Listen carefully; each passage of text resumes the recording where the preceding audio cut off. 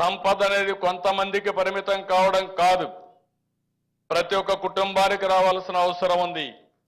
ప్రతి ఒక్క కుటుంబం జీవన ప్రమాణాలు మెరుగుపడాలి.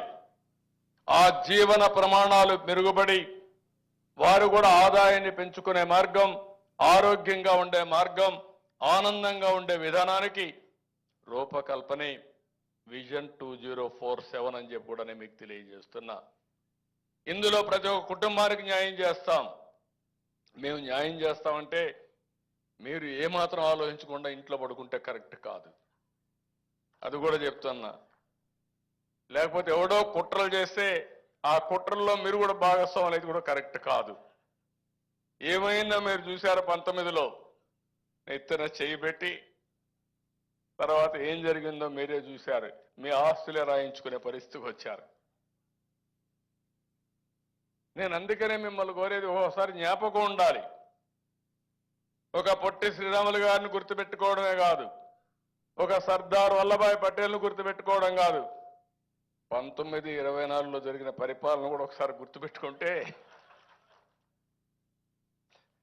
వాళ్ళ త్యాగాలు ఏ విధంగా మనకు ఉపయోగపడ్డాయి, ఇలాంటి వాళ్ళ వల్ల నరకాన్ని ఎట్లా అనుభవించామో ఒక్కసారి గుర్తుపెట్టుకుంటే మీకే కాదు నాకు తప్పలా, మా పవన్ కళ్యాణ్ గారు కూడా తప్పలా, కొంతవరకు అందరం బాధితులమే. 32,000 కోట్లు పెంచి ఇప్పుడు కూడా చెప్తున్నా, మళ్ళీ వాళ్ళు చేసిన పాపాలు ఎంతంటే 1,25,000 కోట్ల రూపాయలు అప్పు చేశారు. కడాన నాకు దిక్కుదోచిన పరిస్థితి. ఇప్పుడు కూడా నా అనుభవం అంతా కూడా అప్పుడప్పుడు పవన్ కళ్యాణ్ గారు అంటారు, మిత్రుడు అంటారు, మీకు చాలా అనుభవం సార్ అంటాడు, చాలా ఓపిక కూడా ఉందంటాడు. ఓపిక ఉంది, అనుభవం ఉంది, కానీ నాలాంటి వాడికి కూడా ఏం చేయాలని అర్థం కాని పరిస్థితి ఉందంటే, ఇంకో పక్క మీరు ఒక్కసారి చూస్తే కేంద్రంలో కూడా మన పరపతి పెరిగింది కాబట్టి కనీసం అప్పుడప్పుడు ఆక్సిజన్ ఇస్తున్నారు, లేకుంటే అది కూడా లేదు. చాలా ఇబ్బందులు వచ్చేటివి. ఈరోజు అమరావతి పని ప్రారంభమైన, పోలవరం పని ప్రారంభమైన, గుంతల పడిన రోడ్లకు మళ్ళీ గుంతల పూడ్చే కార్యక్రమం ప్రారంభించిన, అన్నా క్యాంటీన్ పెట్టిన, దేశంలో ఎక్కడా ఇవ్వని విధంగా 4,000 రూపాయలు పెన్షను, 6,000 రూపాయలు పెన్షను, ఇంకో పక్క 10,000, 15,000 ఇస్తున్నాం. అది మాకుండే హ్యూమన్ యాంగిల్. నేను కానీ ఈ వేదిక పైన ఉండే మేమందరం కూడా ఒకటి ఆలోచిస్తున్నాం, ఇంకా పేదవాడికి ఏ విధంగా న్యాయం చేయగలుగుతాం, పిల్లల్ని ఏ విధంగా బాగా చదివించగలుగుతాం, మీ భవిష్యత్తులో పెను మార్పులు తీసుకొచ్చి మీరు ఆనందంగా ఏ విధంగా ఉండాలనో అదే ఆలోచిస్తున్నాం తప్ప ఇంకోటి కాదని చెప్పి కూడా నేను మీకు తెలియజేస్తున్నా. ఇబ్బందులు తాత్కాలికం. త్యాగాలు చేసిన నాయకులను చూసినప్పుడు ఈ ఇబ్బందులు అధిగమించడం కష్టం కాదు, తాత్కాలికంగా ఉంటాయి. కష్టపడతాం, శ్రమ చేస్తాం, దీన్ని అధిగమిస్తామని చెప్పి నేను మీకు తెలియజేసుకుంటూ, రాబోయే సంవత్సరం ఎందుకు ఇవన్నీ చెప్తున్నానంటే, మంచిని గుర్తుపెట్టుకోవాలా, చెడును కూడా ఒక పక్కన మైండ్లో గుర్తుపెట్టుకోవాలా.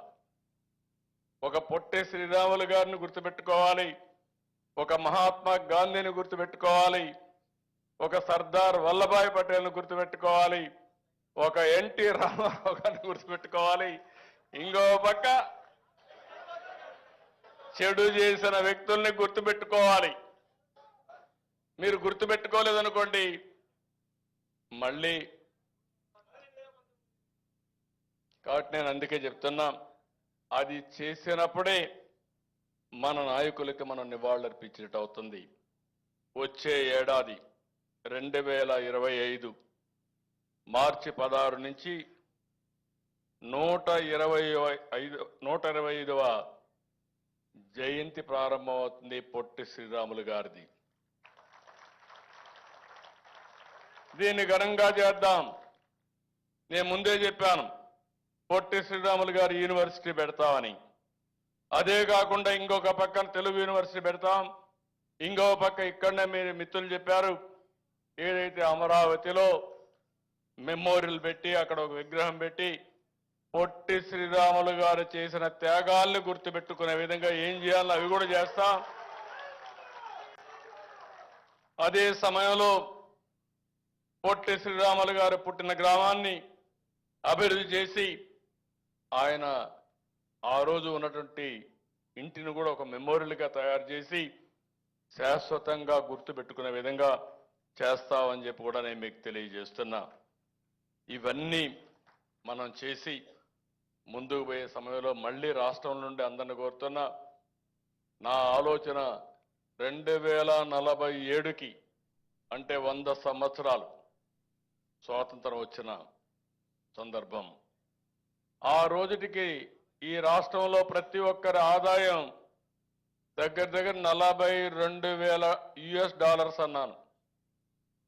$42,000 అంటే ఇప్పుడు $3,000 ఉంది. 3,000 అంటే 2,50,000. రేపు 42,000 అంటే ఈ లెక్కన వేసుకుంటే దగ్గర దగ్గర 20 నుంచి 30 లక్షల ఆదాయం ఉండాలి ప్రతి ఒక్క కుటుంబానికి. ఇంకా ఎక్కువ ఉండాలి. అలాంటి ఎందుకు ఈ విషయం కూడా చెప్పానంటే ఈరోజు మన వాళ్ళు ఉన్నారు. చాలా మంది నన్ను అప్పుడప్పుడు అంటూ ఉంటారు, మీరు ఎప్పుడు మాట్లాడుతూ ఉంటారు కానీ ఇవన్నీ ఎందుకు మీరు రెస్ట్ తీసుకోవాలని కూడా మాట్లాడుతూ ఉంటారు. మీరు ఒకసారి తృప్తి అనమాట. 25 ఏళ్లకు మునుపు, ఏదో 100 ఏళ్లకు మునుపు కాదు, 25 సంవత్సరాల కంటే ముందు నేను ఐటీని ప్రారంభించాను. నేను గర్వంగా చెప్తున్నా, ఈ దేశంలో ఐటీ గురించి మాట్లాడుతున్న ఏకైక నాయకుడు నేనే కంటిన్యూగా రాజకీయాల్లో. దాని విలువ కానీ దాని భవిష్యత్తును కానీ నేను గుర్తుపెట్టుకున్నాను. అందుకే మిమ్మల్ని అందరినీ కోరుతున్నా, భవిష్యత్తులో శారీరక కష్టం చేయడం కాదు. ఒకప్పుడు మడకలు దున్నేవాళ్ళం, పెద్ద ఎత్తున మోసేవాళ్ళు. ఇప్పుడు అన్నీ కూడా పోయినాయి. సెల్ ఫోన్ ఉంటే చాలు, అన్ని ఆపరేషన్లు అన్నీ అయిపోతున్నాయి. ఒకప్పుడు రాసి అలిచిపోయేవాళ్ళు లెక్కలు. ఇప్పుడు ఆ లెక్కలు కూడా అక్కర్లా, ఊరికే క్లిక్ చేస్తే చాలు రికార్డులన్నీ వచ్చేస్తాయి.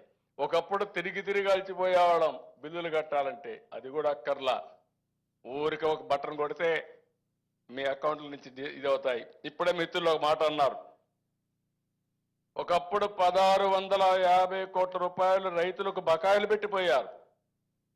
8 నెలలు, సంవత్సరం రైతు పండించిన పంటకు తీసుకొని డబ్బులు ఇవ్వకుండా పోయారు.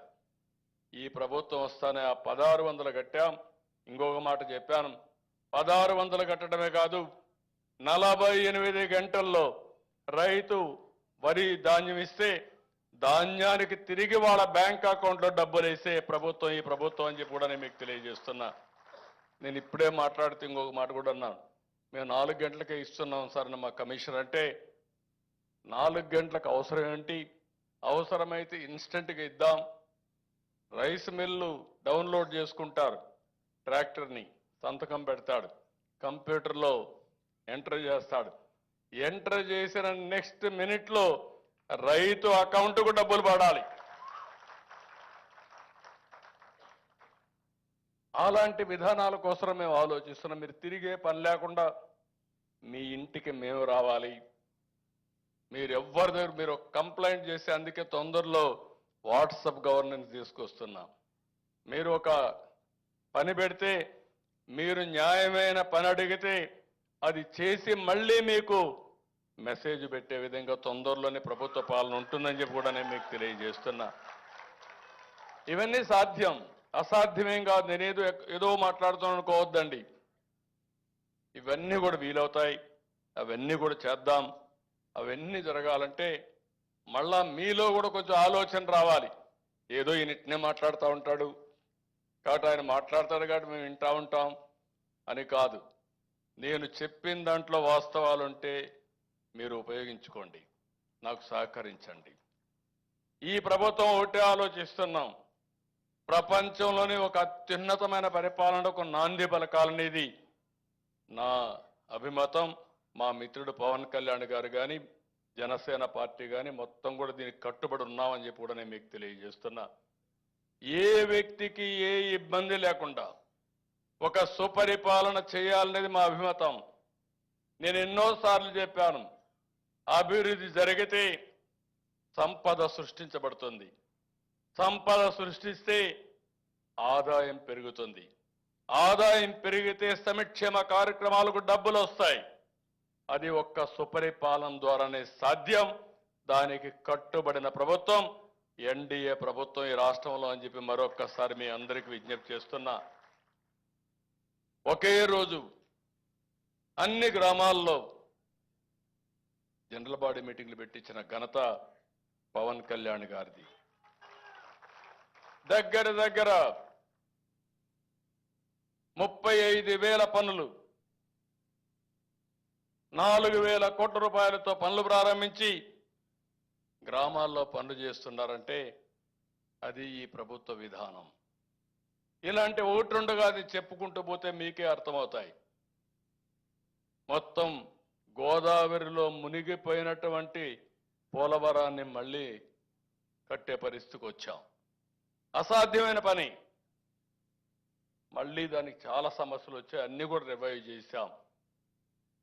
పోయిన నమ్మకాన్ని మళ్ళీ ఇప్పుడిప్పుడే పునరుద్ధరిస్తున్నాం.